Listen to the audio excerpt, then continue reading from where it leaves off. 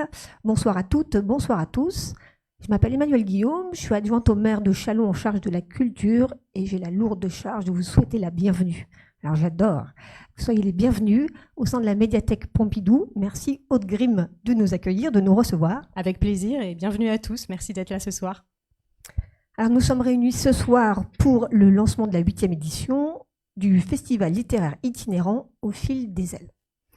Du 12 au 22 novembre, 14 écrivains partiront pour 10 jours d'itinérance à la rencontre des lecteurs du Grand Est et déclineront la thématique du festival, le voyage, l'ailleurs, l'autre, la rencontre. Et nous sommes ravis que ce voyage démarre à Châlons. L'association Interbibli a son siège à Châlons depuis 34 ans maintenant. C'est un acteur important du territoire, une ressource riche pour la filière livre. Aussi, je vous adresse d'ores et déjà mes remerciements. Merci de lancer cette nouvelle édition ici avec les équipes du réseau des médiathèques de la ville qui accompagnent vos engagements. Je vais en souligner deux majeurs. Vous êtes un éco-festival labellisé par le réseau Émerge. Nous avons donc respecté votre charte environnementale pour ce lancement à travers des choix et une organisation vertueuse, bien évidemment. Et vous êtes également un éco-festival engagé puisque vous portez la campagne Ici c'est cool qui lutte contre les violences sexistes et sexuelles. C'est donc un festival engagé, convivial et de proximité qui démarre ce soir avec au programme une table ronde réunissant 4 auteurs qui sont ici présents, une table ronde qui sera animée par Bernard Magnier. Les équipes des médiathèques ont souhaité donner une coloration chalonnaise à cet événement en incluant la dimension circassienne ce soir et la compagnie Chant de Bal que nous accueillerons tout à l'heure pour son spectacle, alors que je ne me trompe pas, Suite pour jonglerie et violoncelle, donc l'occasion de réunir littérature, musique et art du cirque. Je terminerai par adresser mes félicitations aux équipes de l'association Interbibli, évidemment, et de l'ensemble des médiathèques et bibliothèques qui vont accueillir ce festival. Remercier les auteurs, les autrices, les artistes, les intervenants pour leur engagement et vous souhaiter une excellente édition d'Au fil des ailes. Bernard, je vous cède le micro. Attends, pardon, dans quelques instants. Bonsoir, donc Carole De Santis, directrice de l'association Interbibli. Encore un grand merci à la ville de Châlons et aux équipes de la médiathèque qui nous ont accueillis avec beaucoup de technicité, de chaleur, de convivialité. Et ça a été un vrai travail de partenariat engagé, comme l'a dit Emmanuel, auquel on tient vraiment. Et vous le verrez tout au long de cette programmation, surtout sur tout le Grand Est. Voilà, ces engagements qui sont qui sont chers à notre cœur. Juste une petite précision, donc par rapport à l'écolabellisation, vous avez peut-être vu, nous avons des QR codes et des petits formulaires. Donc on vous invite très fortement à les remplir pour savoir, non pas par curiosité d'où vous venez, mais pour notre petite enquête de mobilité. Et surtout, en remplissant ces QR codes ou ce petit formulaire, vous aurez la possibilité de gagner l'ouvrage de Bernard Magnier, qui s'appelle Poésie d'Afrique au sud du Sahara. Là, voilà. Dédicacé par Bernard en plus. Donc voilà, donc vraiment on vous engage à le remplir parce que cette éco-responsabilité c'est aussi la vôtre, c'est aussi la nôtre. C'est pas que notre écolabellisation, c'est un engagement pour tous et chacun. Et en tout cas, je cède la parole à Bernard et à nos auteurs qu'on remercie d'être là avec nous ce soir.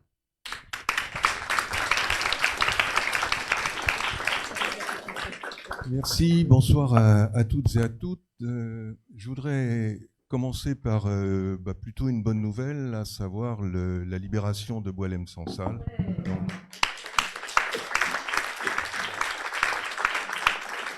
Je voulais absolument citer ce nom, j'aurais tant aimé qu'il soit un des invités de l'une des manifestations que l'on organise ici dans le cadre d'Au fil des ailes.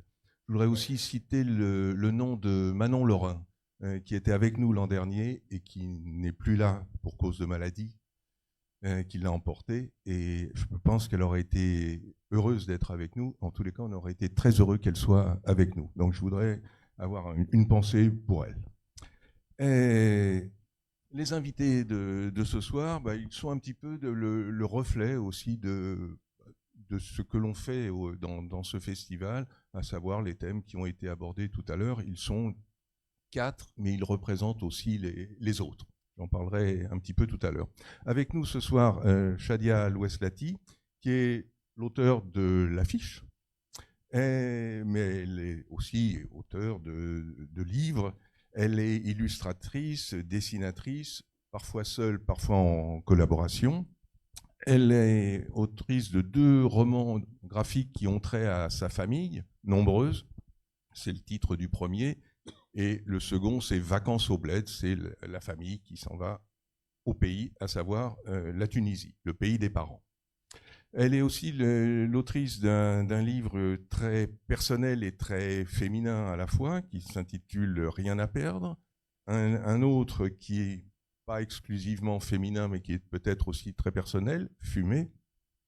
Et puis un livre à problématique, cette fois très, très féminine, Liberté, égalité, s'émanciper. Et puis, à côté de ces œuvres qui ont une patte graphique, il y en a un autre qui a une autre patte graphique, mais qui est superbe et qui est consacré à la diva égyptienne Kalsoum. Livre qu'elle a dessiné et qui a été écrit par une journaliste également tunisienne. Lucie Mouchita, qui, elle, est née au Zimbabwe. À l'époque, c'était la Rhodésie. La Rhodésie, c'est coupé en deux, est devenu d'un côté le Zimbabwe, de l'autre côté la Zambie. Lucie était du côté zimbabwéen. Le pays est devenu indépendant en 1980. Je donne ces dates parce que c'est assez important. Et Lucie a connu la période de l'apartheid. Elle a quitté le pays en 86. Elle est venue en France et elle vit aujourd'hui à Nancy, mais aussi en Australie et aussi à Paris. Je veux dire qu'elle a 4 continents à elle seule parce qu'elle est aussi passée par les États-Unis. Nassouf Jailani, qui lui est né aux Comores, ou plus exactement à Mayotte. Actuellement, il a fait des études de journaliste et il est journaliste à France Télévisions à Limoges. C'est un poète. Il a publié plusieurs recueils de poésie. Je citerai Spirale, le premier, c'était en 2004. Et puis, plus récemment, Daïra pour la mer. Mais c'est aussi le créateur et le directeur d'une maison d'édition, Projectile, qui publie beaucoup d'auteurs de l'océan Indien, mais pas seulement, puisqu'il publie aussi le dernier livre de Lucie Mouchita. Ferhat Alani, dernier des 4 invités de ce soir, est pour sa part né à Paris, mais de parents irakiens, et l'Irak compte énormément pour lui, mais est très présent dans sa littérature. Il a écrit 4 livres dans 3 formes d'écriture. Un premier qui est un livre, Le parfum d'Irak, écrit par tweet, 1001 tweets. Ça peut paraître bizarre, mais le livre fonctionne tout à fait. Et il a été illustré par quelqu'un qui se prénomme et nomme Léonard Cohen, sans rapport avec le chanteur. Celui-ci est illustrateur. Autre livre qui est un roman graphique illustré par un dessinateur talentueux aussi qui s'appelle Halim, et le livre s'intitule Fallujah, ma campagne perdue. Fallujah, on y revient dans son premier roman, Je me souviens de Fallujah, et on y revient aussi d'une certaine façon dans le dernier livre publié en 2025, Le ciel est immense. Voilà, très rapidement présenter les 4 auteurs de ce soir. Peut-être ma première question pour faire connaissance d'une certaine façon, le livre et vous. Ils étaient à la maison, vous les avez retrouvés à l'école, dans une bibliothèque, grâce à une rencontre. Comment s'est faite la rencontre avec le livre? Shadia, je commence par vous, puisque vous êtes la vedette, l'illustratrice de l'affiche. Les livres, ils étaient à la maison ou il a fallu les conquérir? Alors, nous, il n'y avait pas de livre à la maison, pas du tout, à part les livres scolaires. On était 12. Mais par contre, mes parents insistaient pour qu'on lise, donc on allait à la bibliothèque. J'adorais ça. J'étais une des seules qui adorait lire dans ma famille. Et l'avantage, c'est comme on était 12, je faisais faire 12 cartes pour emprunter des livres.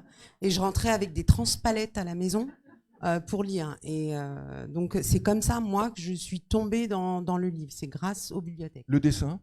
Un mot sur le dessin, il est venu comment déjà, très, très jeune? Vous dessiniez, vous faisiez des croquis? Mon premier dessin, je l'ai fait pour mon amoureux au CP. un garçon qui a été très gentil avec moi, donc je lui ai fait un dessin. Et ma mère, elle l'a déchiré en 1000 morceaux. Et elle m'a dit, tu dessineras plus. Et c'est vrai, j'ai eu interdiction de dessiner, parce que, non pas à cause de l'amoureux, hein, mais parce que pour elle, ça gâchait du papier. Elle acceptait que j'utilise du papier pour écrire, mais pas pour dessiner. Alors j'ai trouvé une porte de sortie, c'est que comme j'étais nulle en maths, je dessinais sur mes cahiers de maths, vu que je les remplissais pas avec des maths. Donc, voilà. Feurat, les livres à la maison? Alors oui, il y avait beaucoup. Bonsoir à tous. Il y avait beaucoup de livres à la maison. C'était les livres de mon père qui était un intellectuel. Et c'était des livres impossibles à lire. C'était des livres sur la politique, sur la sociologie. Et j'avais 4 ans, je les feuilletais, puis je les reposais vite. Mais il y avait également pas mal de. J'avais des piles de contes et de bandes dessinées avant même le CP, parce que c'est pas du tout original ce que je vais dire, mais quand on est enfant issu d'une famille d'immigrés ou de réfugiés, peu importe, d'une langue étrangère, les parents souvent ont l'obsession de bien parler la langue, et donc j'ai appris à lire à la maison grâce à ces contes, et j'avais notamment en tête les contes d'Andersen, non pas les contes des Mille et une nuits, mais nous c'était les contes d'Andersen. Et puis évidemment la bibliothèque, je sais pas si tu te rappelles, mais il y avait aussi des cassettes audio. Donc on allait tous les mercredis après-midi avec ma sœur et mon père emprunter des livres avec la cassette audio qui permettait de lire à voix haute ou d'écouter en même temps, et c'était une belle plongée dans la lecture, ça. Lucie, les livres? Chez moi, pas du tout, pas de livres. Et pendant la pâté, des livres on trouve à l'école, mais c'était aussi des livres que l'État voulait qu'on lise. Donc, beaucoup de livres que j'ai lus quand j'étais petite, on enlevait tout ce qui pouvait nous donner des idées comme quoi on était égal aux blancs. Donc, j'étais très surprise de trouver des livres qui étaient plus grands que ça que j'avais lu, et des choses que j'ai trouvées dans le même livre qu'on ne m'avait pas dit. Et puis, c'était du classique, très anglais, Dickens, Jane Eyre, les sœurs Brontë, Jane Austen. Et puis, il y avait aussi Mark Twain. Et puis, il y avait aussi ce qui autour du monde en 80 jours, Jules Verne. Mais pour moi, c'était des écrivains, c'était des Anglais morts. Et je connaissais personne qui avait écrit un livre qui était vivant. Et l'hiver, c'était en décembre, le printemps, c'était en avril. Et moi, hémisphère sud, c'est le printemps, c'était au mois de septembre. Mais ça ne me dérangeait pas du tout, parce que la littérature disait des choses qui n'étaient... Peut-être c'était une autre planète. Donc, et puis, donc je lisais tout ce que je pouvais trouver, même une feuille qui volait dans le vent. Je lisais les journaux, je ne comprenais rien. Les financières, tout, même la propagande. Parce que l'État, il y avait Farmers Weekly qu'on encourageait des fermiers noirs à lire. Et moi, je lisais parce qu'il n'y avait rien à lire. Nassouf? Alors, moi, c'était le livre, le seul livre qui mérite d'être lu. C'est le texte coranique. C'est le Coran, en fait. Pendant longtemps, j'avais mon grand-père au fond de la cour sur un matelas il était dans une espèce de temps suspendu. Je voyais un homme affalé avec un livre, mais dont on ne voyait pas la couverture. Et de temps en temps, je le voyais sourire. Et puis, il reposait le livre, il allait chercher son thé, il y avait toujours du thé pas loin. Et puis, il revenait et il replongeait dans... Et enfant, ça m'a poursuivi. Je me suis dit, j'ai envie d'être ça, c'est-à-dire un lecteur. Aujourd'hui, vous êtes tous en France métropolitaine. La présence, alors je vais être un peu indiscret, mais chez vous, dans votre quotidien, dans votre littérature, vos pays de cœur ou le pays de vos parents, c'est le même d'ailleurs, est très présent, omniprésent quasi dans vos livres. Quelle présence, Nassouf? Les Comores, si je vais chez vous, la déco est comorienne, on entend de la musique comorienne, on mange comorien, ou pas du tout? Oui, c'est que ça me poursuit à titre personnel. En fait, c'est devenu une obsession parce que c'est le sujet interdit. vous prononcez là un mot qui fâche, c'est-à-dire les Comores. Les Comores, c'est un pays qui n'existe pas, mais pourtant dans lequel on vit. C'est une névrose.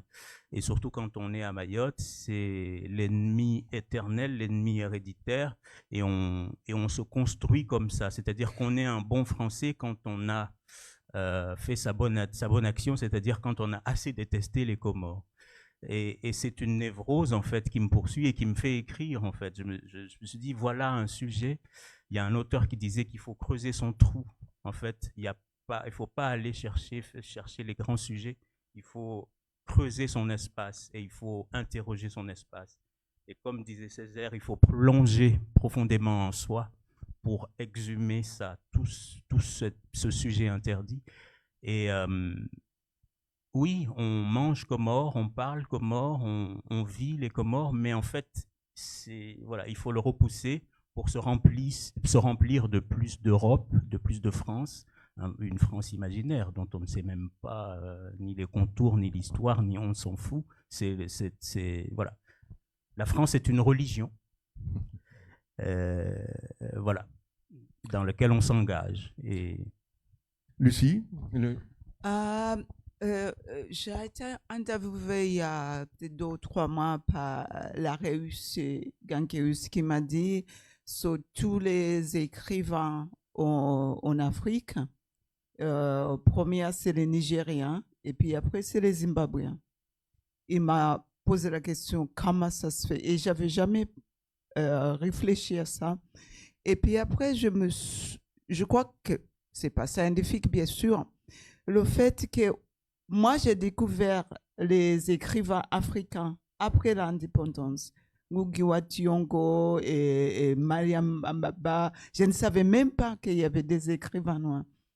Je crois qu'après l'indépendance, tout le monde a voulu écrire son histoire. Et donc au Zimbabwe, en ce moment, c'est surtout les femmes qui gagnent des prix partout, mais on écrit beaucoup parce que je crois que peut-être on n'avait pas le droit. Donc, tout ce qu'on n'avait pas le droit de dire, tout ce qu'on n'avait pas le droit de lire, tout ce qu'on n'avait pas le droit de penser, des histoires à nous, les gens écrivent. Même, j'essaie de continuer à lire les jeunes gens et l'écriture change. Mais ça tape.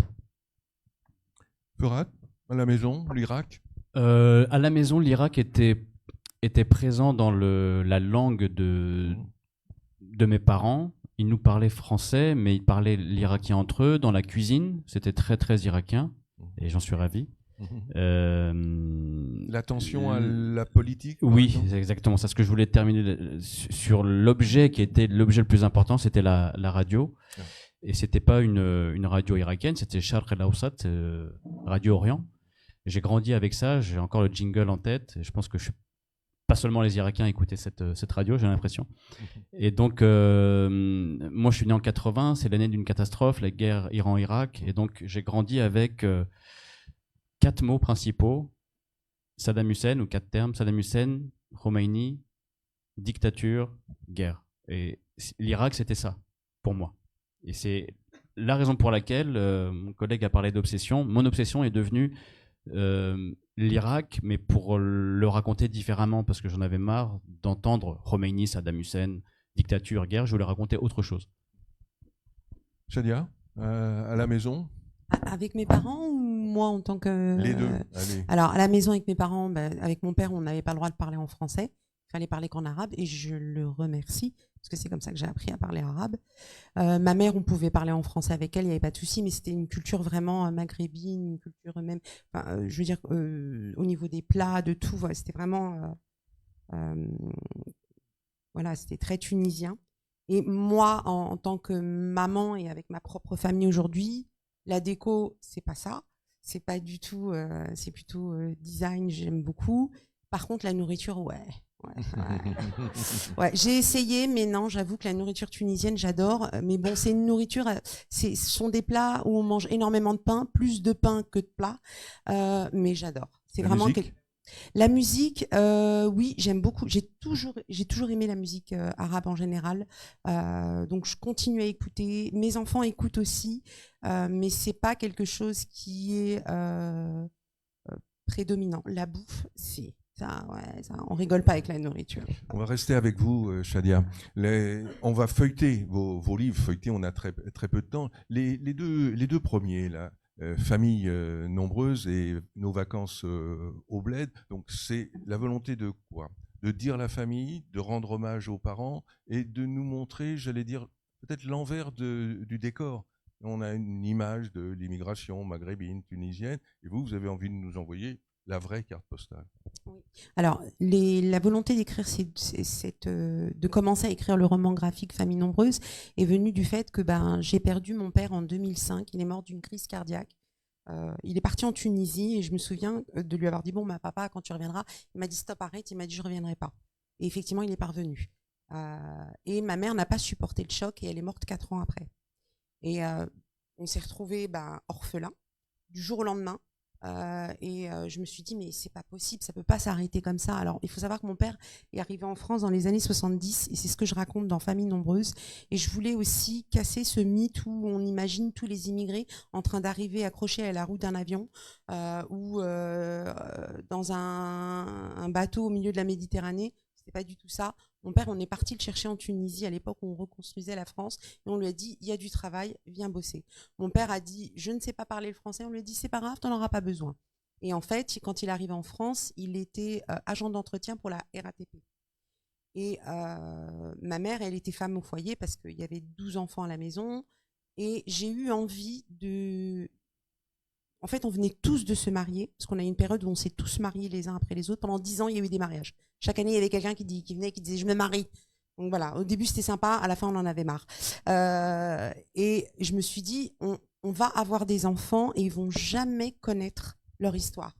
Ils vont jamais connaître d'où ils viennent. Et pour moi, c'est très important. Je pense qu'à la mort de mes parents, j'ai voulu me raccrocher un peu à ma culture, à ma famille, d'où je venais. Pour moi, c'était important. Donc, je me suis dit, il faut que je fasse ce récit pour que si moi, demain, je suis plus là, mes enfants puissent savoir d'où elles viennent. Quelle est, en fait, l'origine du fait qu'elles soient en France, quelle est l'origine de cette immigration. Donc, c'est pour ça que j'ai fait Famille nombreuse.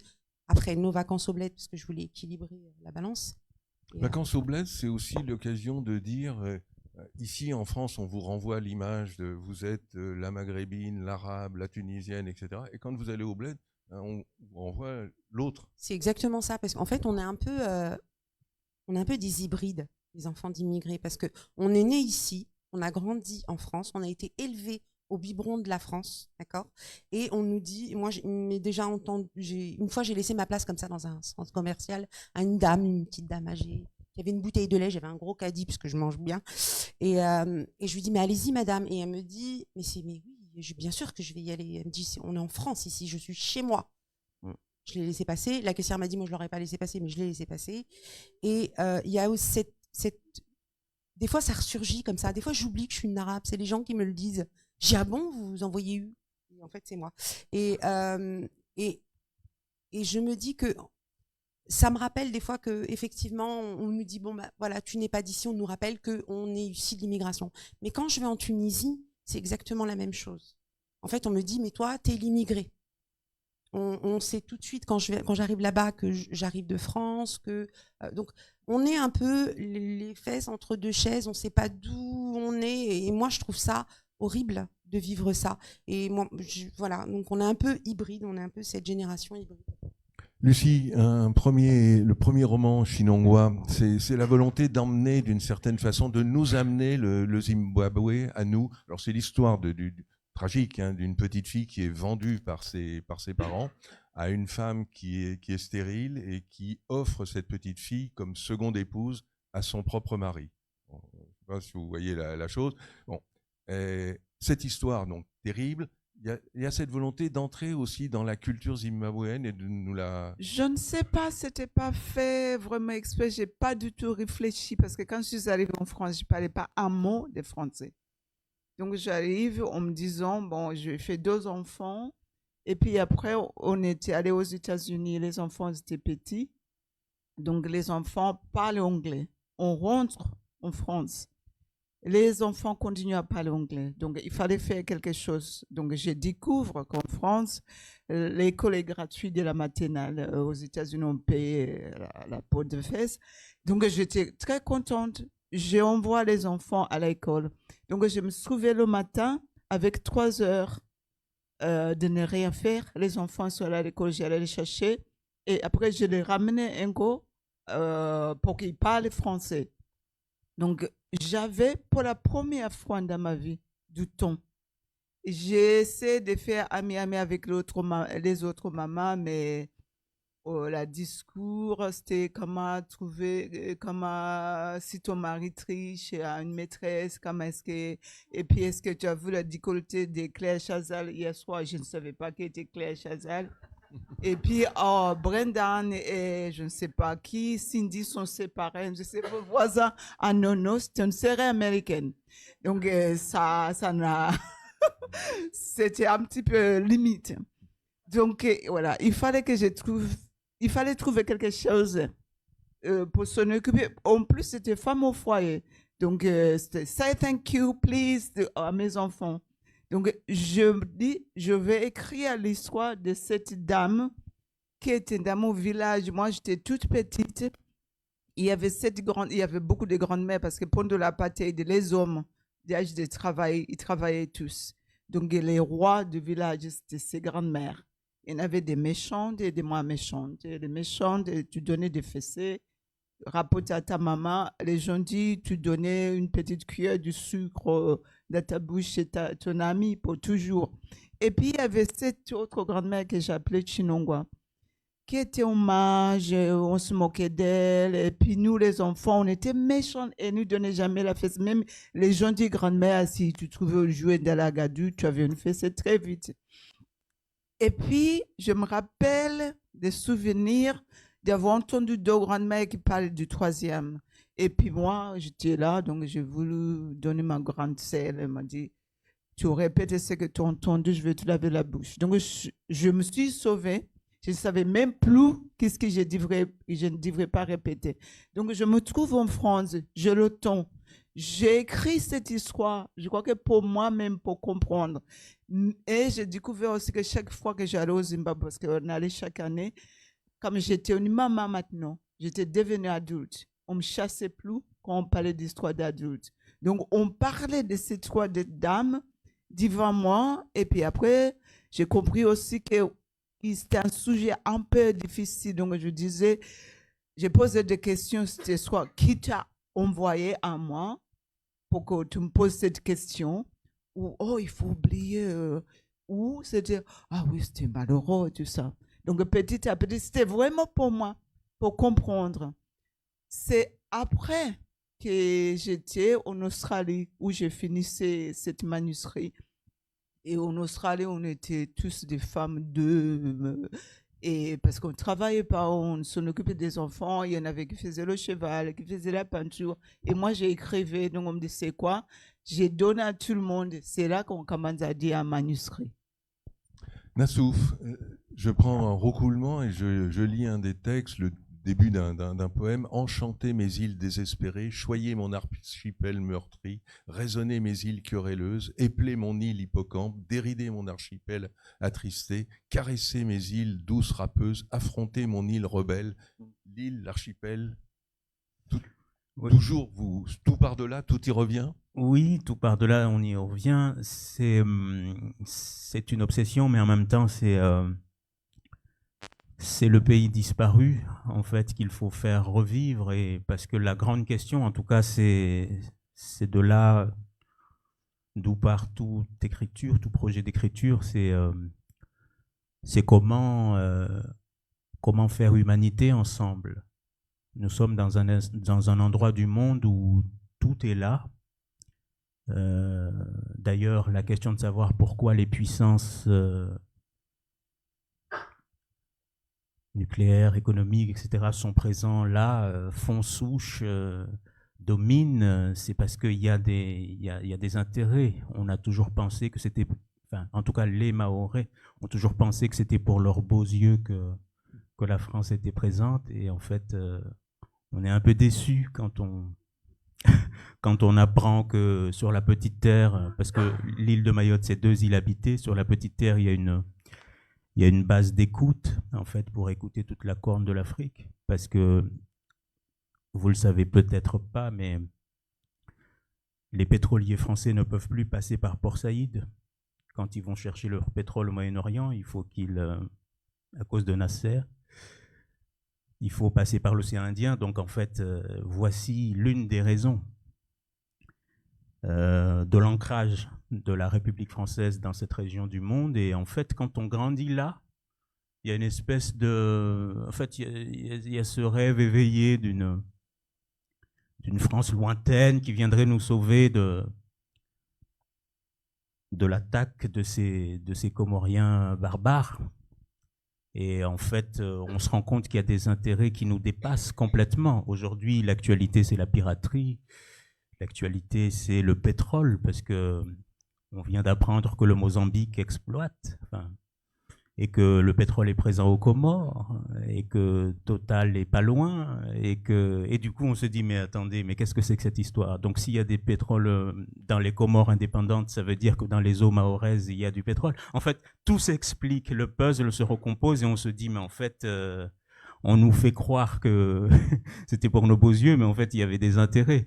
Aujourd'hui, on vient d'apprendre que Madagascar a subi un coup. Et puis tout d'un coup, le fameux président malgache se retrouve exfiltré par l'armée française, c'est à n'y rien comprendre. Mais en fait, nous sommes partis liés. Et comment faire humanité ensemble? Donc la poésie essaye ça, c'est comment ne pas se perdre en fait dans ce surplace, dans ce bordel. Ferhat, votre premier roman, premier vrai roman, on va dire, Je me souviens de Fallujah, c'est l'histoire d'un père et de son fils.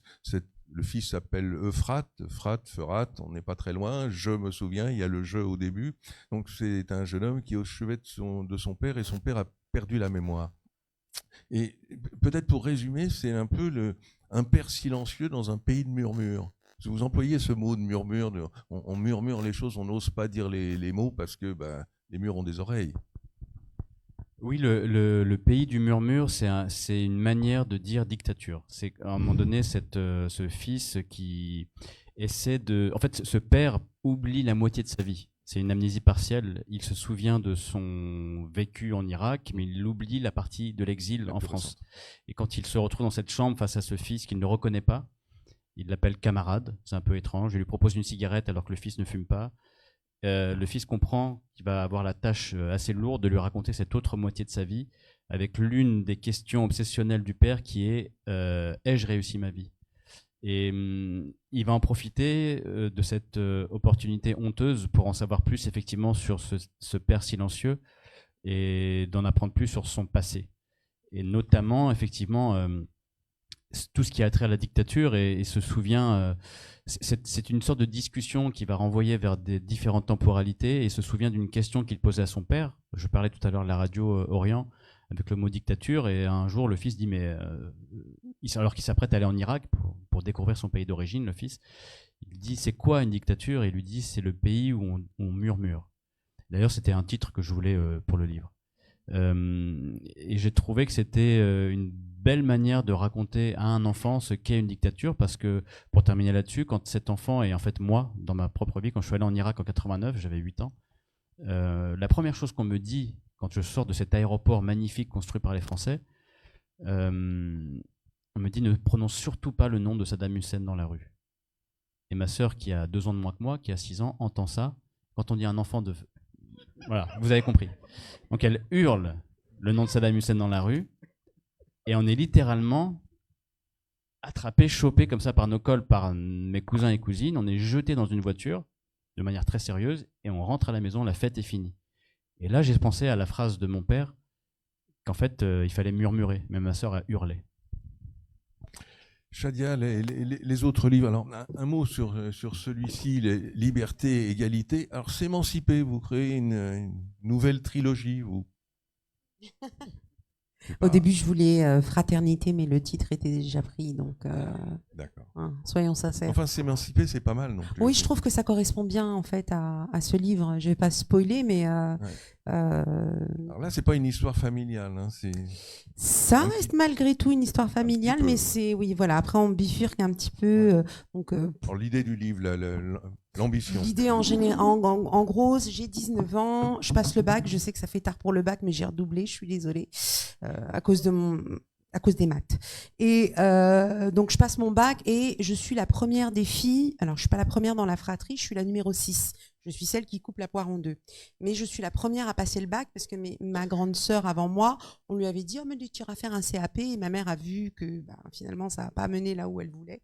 Elle, parce que ma mère était très important de faire ce que ma mère voulait, faire des études par procuration. Et moi, elle m'a dit, toi, tu passes ton bac, tu as intérêt à l'avoir. Donc, j'ai eu cette pression parce que jamais personne n'avait eu le bac dans ma famille avant moi. Et donc, j'entre au lycée et je me rebelle. Enfin, ça fait des années déjà que je commençais à me rebeller sur le traitement qu'il y a entre les filles et les garçons dans notre famille parce qu'on est 6 filles, 6 garçons. Ma mère a bien fait les choses. Ouais. En fait, elle a fait 6 boniches pour ses 6 petits princes. Mais véridique, hein, c'était vraiment ça.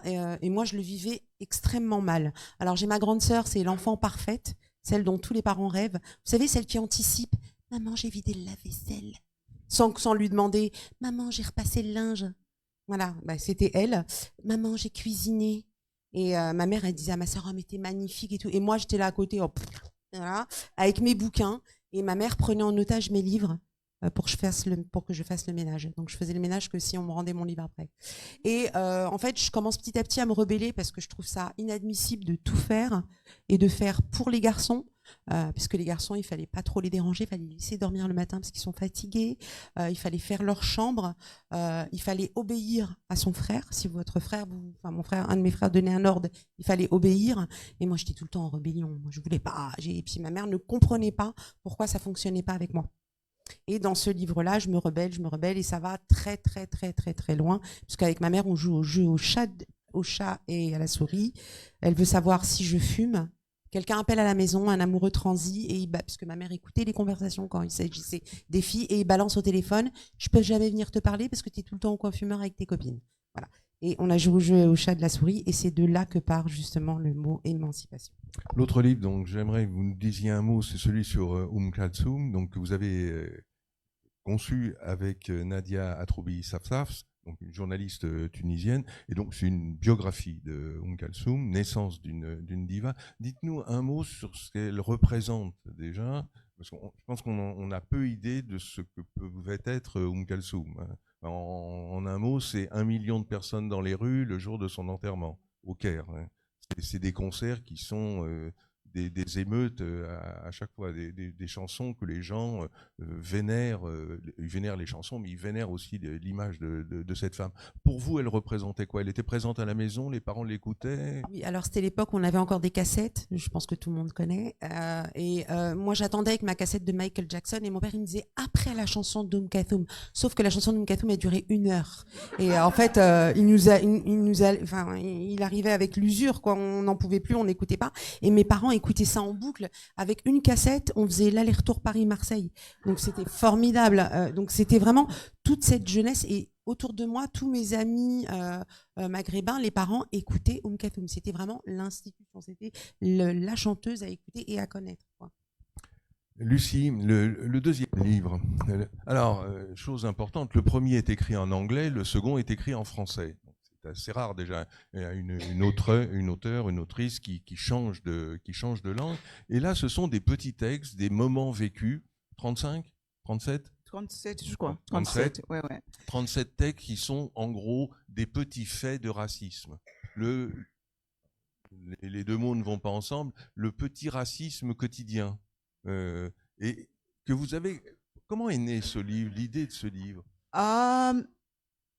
Déjà, je crois qu'écrit en français, c'est quand je suis rentrée des États-Unis, il y avait Bernard Pivot. Et je ne comprenais pas très bien le français dans la rue. Par exemple, t'es où? Ça me disait rien du tout. Je ne comprenais pas. Mais quand je regardais Bernard Pivot, il y avait tous ces intellectuels. Je comprenais. Donc, j'avais l'impression qu'il et j'ai aimé cette langue et elle est beaucoup plus proche à ma langue maternelle, le Shona, où il y a le tout et le vous et des choses comme ça. Donc, j'en rêvais, mais en même temps, je n'allais jamais oser. Et puis, en même temps, de temps en temps, quand je me promenais et puis quelqu'un est arrivé comme ça, qui se met devant et qui te dit, je suis chez moi. Et souvent, j'avais jamais le réplique, mais peut-être 2 minutes après, 2 heures après, 2 jours après, des fois 2 mois après, j'aurais dû dire des choses comme ça. Donc, en même temps, quand ça faisait mal, j'écrivais, mais en anglais. Mais il y avait quelque chose qui ne marchait pas parce qu'il y a toutes ces expressions françaises qui sont tellement frontières. Parce que moi, je dis toujours, c'est des anecdotes. Et on m'a dit, est-ce que c'était très difficile à écrire? Je dis, pas vraiment, parce que je me promenais, j'ai joué une pièce qui n'était pas écrite. Je rentrais à la maison, j'ai écrivé la pièce dans laquelle je venais de participer. Mais dans cette pièce, je dis ça, je dis rien, madame. Comment est-ce que je peux dire ça en français, en anglais? Ça ne marchait pas. Donc, il y avait des choses que j'avais écrites pendant des années, mais s'il fallait décrire, mais du tac au tac, je ne pouvais le faire qu'en français. Donc, pendant le Covid, j'ai fait ce qu'on appelle le NaNoWriMo. Donc, ça venait de San Francisco. Pour des gens qui voulaient écrire, qui n'osaient pas, qui voulaient essayer, mais n'osent pas, qui écrivaient en cachette. Donc, on trouve des amis. De 1er novembre au 30, on écrit tous les jours. On dit, bon, 500 mots par jour, 1500, je ne sais pas, on décide.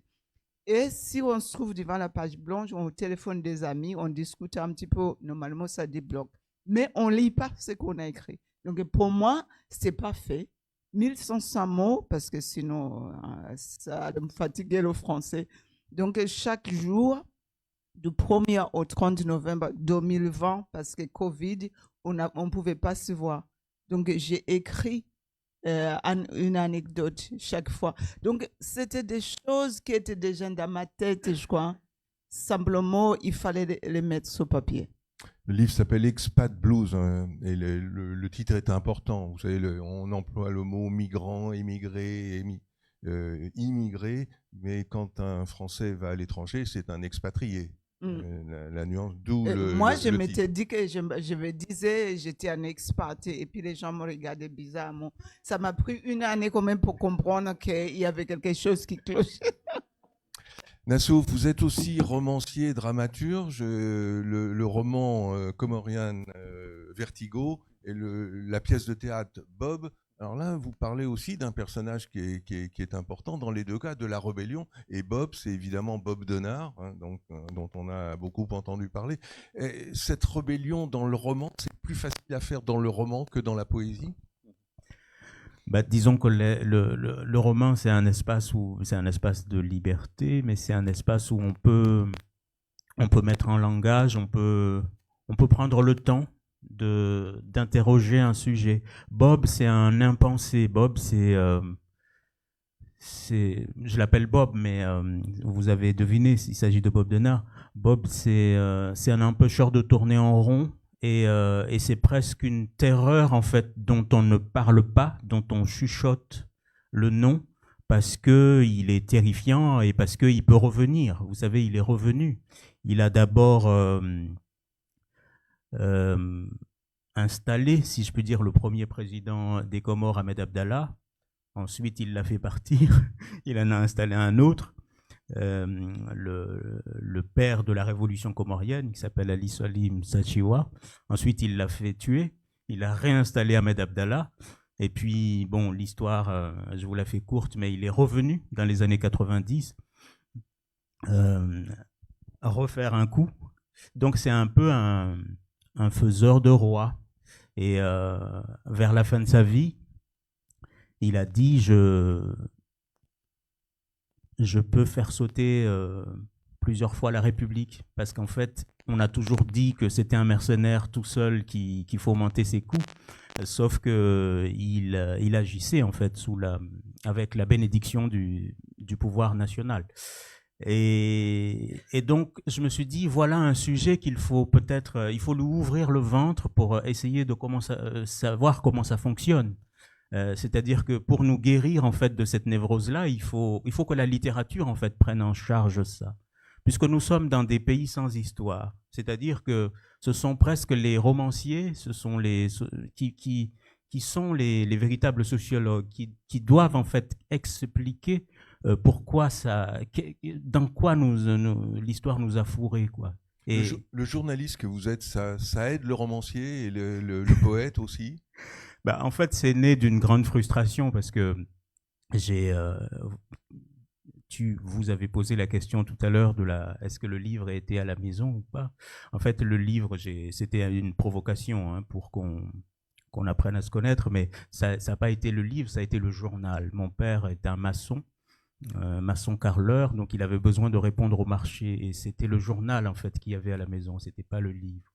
Le livre, bon, c'était mon grand-père, mais je trouvais que l'anecdote était intéressante parce que ça situe un peu d'où je viens aussi. Tout ça pour vous dire que, quelque part, c'est pas notre salut, mais l'endroit, la fenêtre ouverte sur le monde, le lieu de la respiration, ça reste et ça demeure la littérature. Et c'est pour ça que j'en écris et c'est pour ça que j'en publie. Et je suis très heureux d'être ici avec Lucie parce que ce texte a été un vrai bouleversement. On pense en fait que ce sujet-là, on l'a assez creusé, on l'a assez interrogé et en fait, En fait, ça a l'air grave comme ça, hein, je tenais à le dire, le sujet du racisme, mais c'est drôle en fait. On rit aux larmes.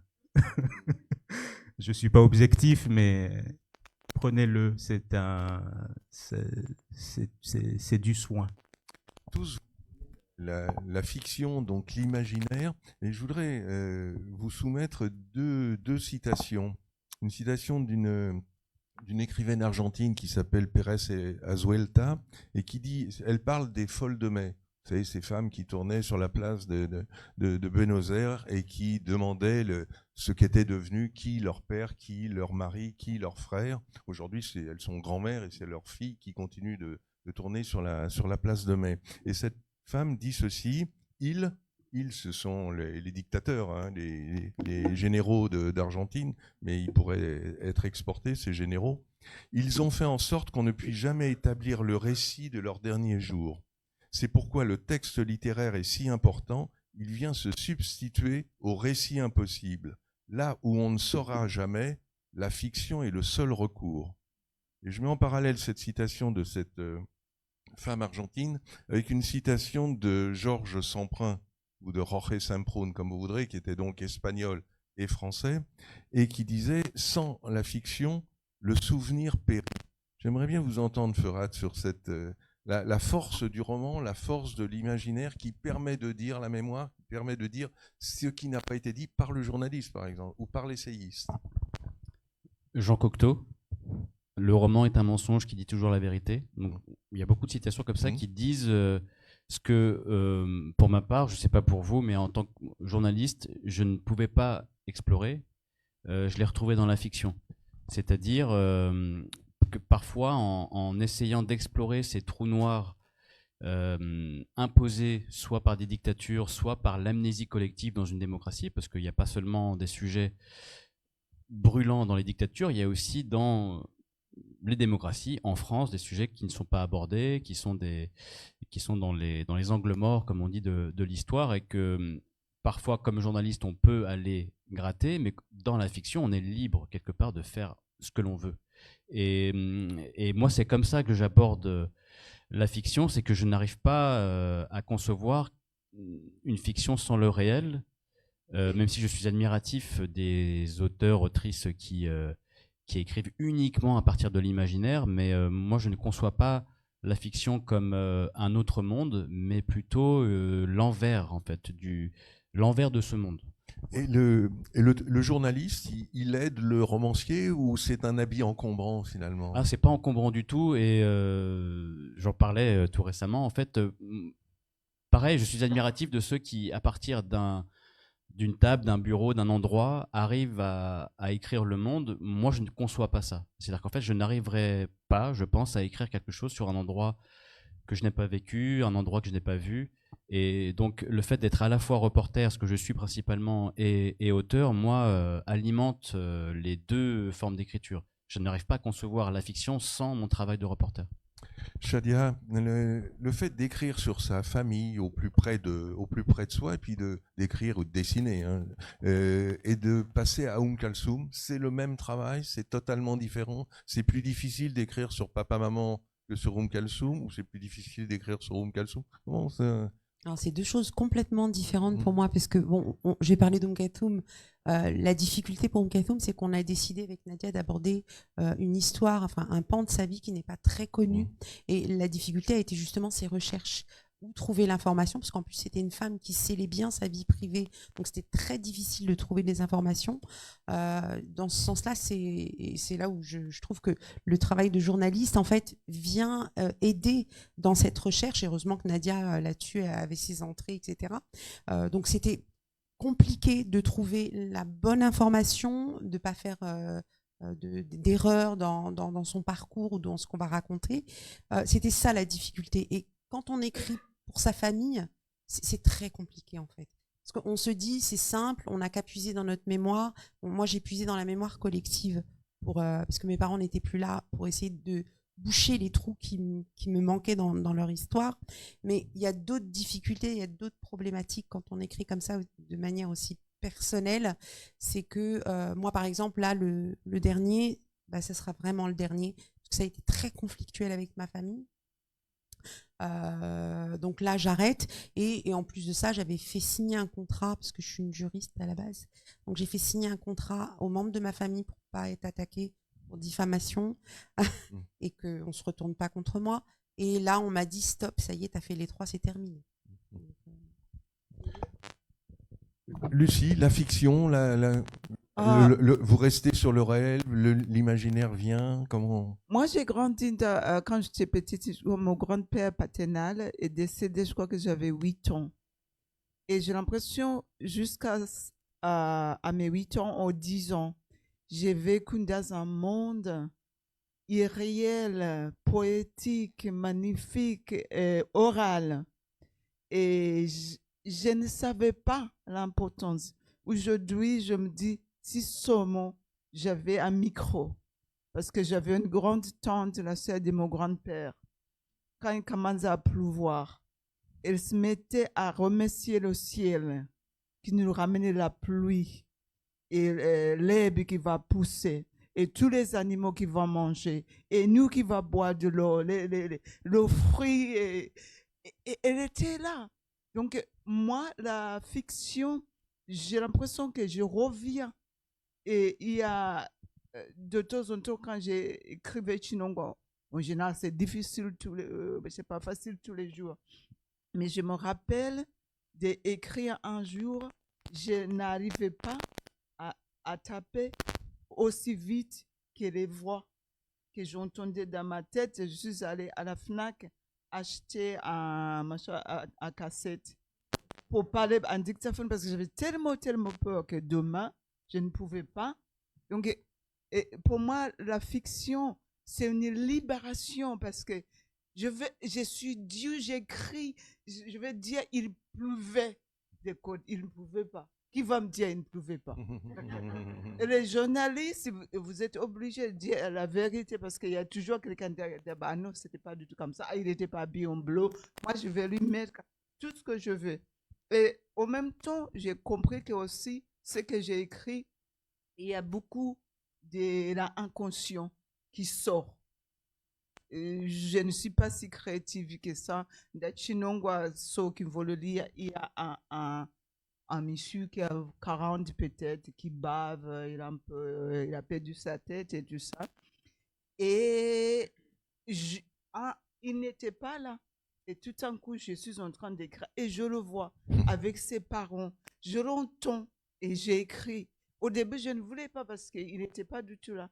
Et puis, des années après, il y a ma soeur qui me dit « Oh, tu l'as vraiment capturé. Elle dit, qui ça? Elle me donne le nom de cette personne. Moi, je croyais que c'était très Feurat, ce dernier livre, le ciel est immense. Là, le journaliste est très présent parce que c'est un livre, c'est une enquête finalement, ce livre d'une certaine façon. Alors c'est un roman, c'est l'histoire d'un oncle disparu qui était aviateur. Alors c'est plein de secrets, mais c'est une enquête au départ. Quand on regarde en préparant cette rencontre, on vous voit à la télévision avec la photo de cet oncle. Vous faites le perdu de vue irakien en quelque sorte. Russe, oui, parce que l'homme a disparu. Il conduisait, il pilotait des Mirages. Donc il était MiG-21. Hein? Des MiG-21. Des MiG-21, voilà. Ah oui, Mirage, pardon. C'est trop français, ça. Oui, c'est vrai, c'est ça. Ouais. Alors, l'histoire de ce livre-là, effectivement, le journaliste est très proche du romancier. Le romancier a pris la place du journaliste. J'ai l'impression que le romancier gagne chez vous.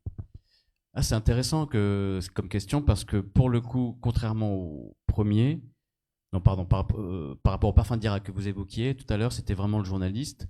Là, c'est plus moi en fait, en tant que personne, en tant que membre d'une famille avec un fantôme. Je suis le neveu de cet oncle qui a existé, donc on part vraiment du réel. Et cette émission que vous évoquez, Jdimenia, qui en russe veut dire attends-moi, est vraiment l'équivalent de notre perdu de vue national avec Jacques Pradel. Cette émission en Russie existe encore.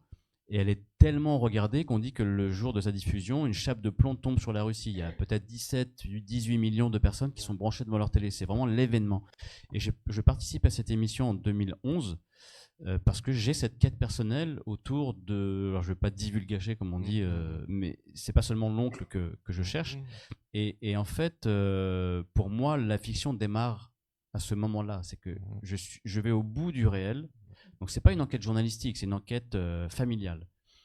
Enfin, c'est pas du tout pour vous contredire, c'est juste pour vous dire qu'en fait, c'est une enquête qui devient une quête, mais qui fait face à un mur. Je vous le dis en quelques phrases, c'est que quand je fais cette émission, les enquêteurs de cette émission me disent, vous savez, on est tous des anciens du KGB. Nous, on retrouve les gens. Là, je suis à Paris, c'est un plateau qui est tourné à Paris, on est 4 ou 5 cherchants, comme je les appelle. Tout le monde, une semaine après, a retrouvé ses proches, sauf moi. Donc je reçois un énième coup de fil où on me dit littéralement votre histoire est opaque et unique.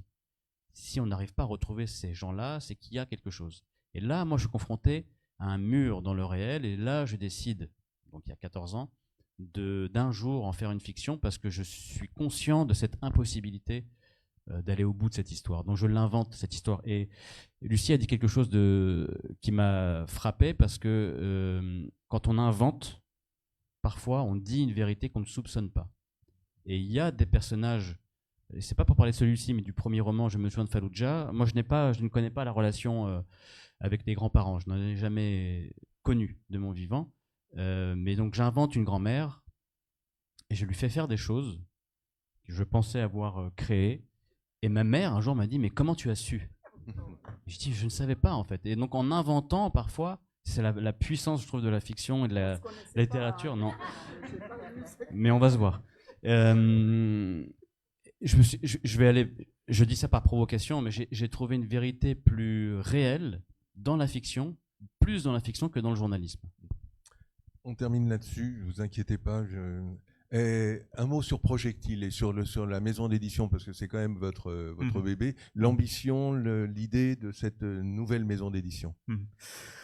Une maison d'édition généraliste avec toujours, on part de quelque part, c'est-à-dire l'océan Indien, c'est d'abord Mayotte, c'est les Comores, c'est Madagascar, c'est la Réunion, l'île Maurice, c'est les Seychelles, c'est l'île Maurice. Je l'ai oublié parce qu'ils sont surpuissants et ils sont bien défendus. Oui, mais un nom d'Adélie. oui, bien sûr. Oui, on a donc Projectile, c'est ça, mais c'est aussi le Zimbabwe parce que vous disiez tout à l'heure que c'était ailleurs, mais c'est aussi l'océan Indien. C'est l'Afrique du Sud, c'est le Kenya, c'est Zanzibar. C'était initialement 5 publications par an, et puis le réel nous a rattrapés, donc c'est 12 titres par an. Nous sommes 6 associés. essentiellement de Mayotte, mais aussi de Maurice, de Madagascar. Et en fait, l'idée, c'est comment on se prend en charge, parce qu'il y a un tel enclavement, en fait. Pour projectiles, c'est quoi? C'est des projectiles envoyés contre les bulles, en fait, dans lesquelles nous sommes enfermés. Parce que quand on est... moi, c'est après avoir été étudiant en journalisme à Bordeaux que j'ai connu l'œuvre d'Ananda Devi, l'œuvre de Jean-Joseph Rabervel. Mauricienne et malgache. Voilà, mauricienne et malgache, alors qu'ils sont mes voisins. Donc c'est pour réparer ça, comment on invente un archipel, un espace où on se côtoie, où on s'appréhende et où on se rencontre. C'est ça l'équation. Et nous fêtons les 5 ans en 2026 avec d'autres projets qui arrivent du Kenya, du Mozambique. Eh ben, bon anniversaire en 2026. On est obligé de s'arrêter là parce que sinon je vais avoir des gros yeux. J'ai déjà un petit peu les gros yeux. Est-ce que je dis un mot sur les autres auteurs maintenant? Oui. Alors bon, donc 4 invités, mais il y en a d'autres. Je vous les cite très très rapidement et je dis un mot sur chacun. Kébirami, auteur algéro-marocain et qui amène l'histoire avec lui, qui amène aussi la mémoire.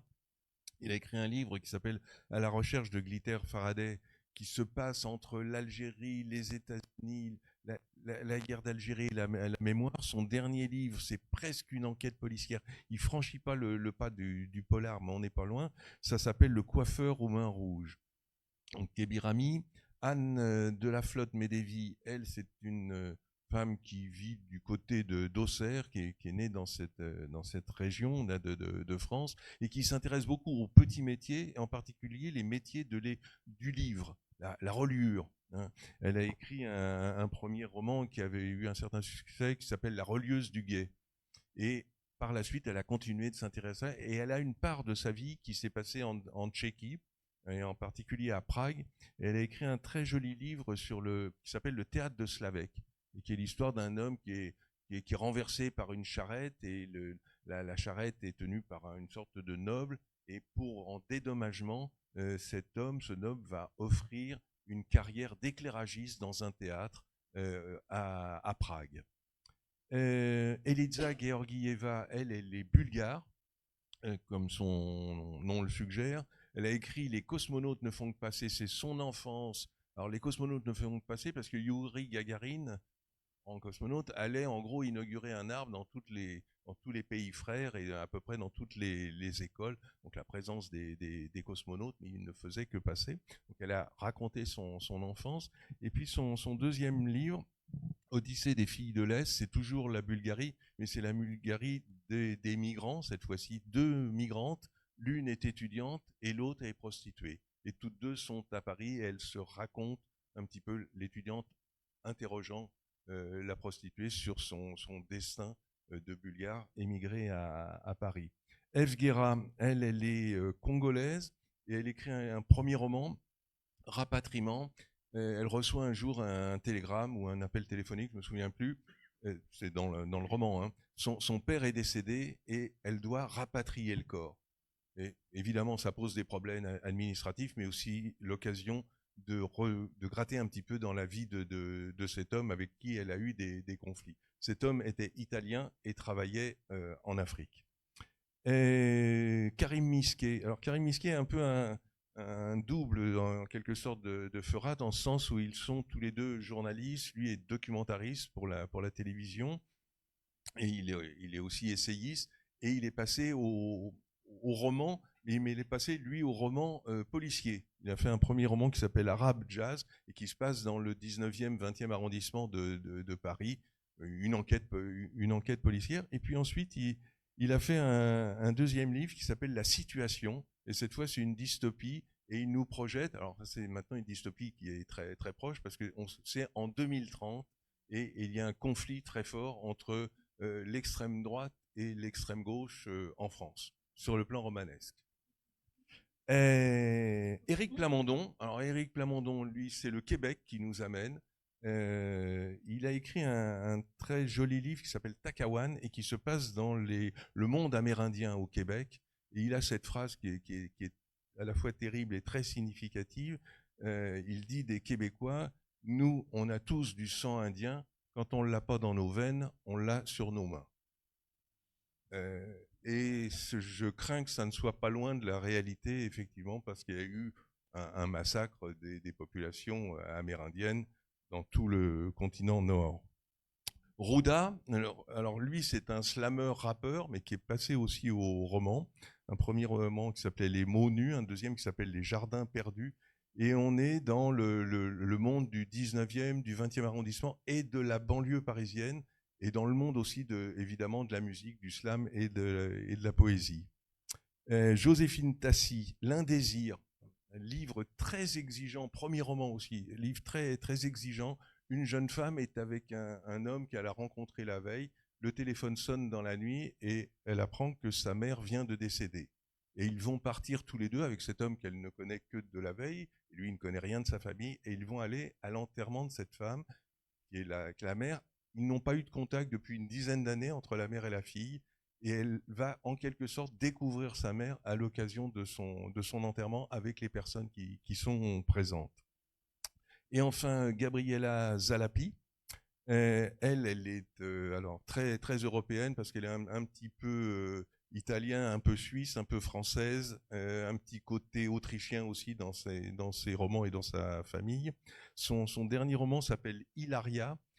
Très, très joli roman écrit à la première personne par une petite fille qui a été enlevée par son père. Son père est camionneur et il l'emmène dans une sorte de road trip, de voyage, le père et la fille, et ils vont l'un et l'autre se confier. Et il y a une espèce de désamour entre cet homme qui ne sait pas aimer sa fille d'une certaine façon, et c'est la petite fille qui nous regarde ça.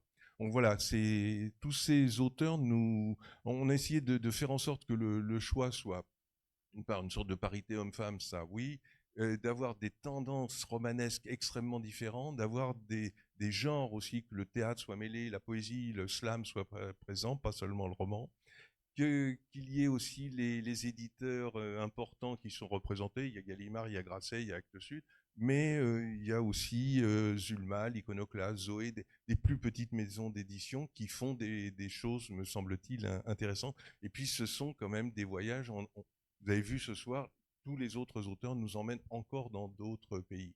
Et ils nous disent, ils sont importants, les auteurs, les artistes, en tous les cas, moi j'en suis convaincu, sans eux, on serait moins intelligent. On comprendrait moins bien, on verrait moins bien. Ils nous posent les questions qu'on n'ose pas se poser de temps en temps, et ils grattent là où ça fait mal, et on en a besoin.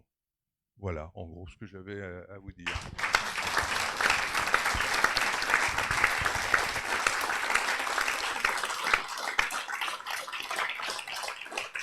Et juste un dernier mot, je remercie alors vraiment très sincèrement les auteurs qui acceptent de venir dans les festivals, mais dans ce festival en particulier, parce qu'ils vont être dans des amphithéâtres, dans des bibliothèques de très grandes villes, mais aussi de petits villages. C'est pas du tout la même chose de parler à 30 personnes dans une petite bibliothèque, dans une salle plus grande comme celle-ci, d'accepter le jeu des questions-réponses, d'accepter aussi de se déplacer d'une ville à une autre, d'avoir des déplacements en train, en voiture, qui sont fatigants, c'est pas évident. Et tout ceci est possible aussi grâce à tous les gens qui travaillent dans le festival, qui sont salariés ou qui sont bénévoles, et qui sont non seulement des lecteurs, des lectrices, mais qui sont aussi accessoirement des chauffeurs, des gens qui retiennent des billets de train et qui retiennent des billets d'hôtel. Et c'est important et on les remercie. Voilà.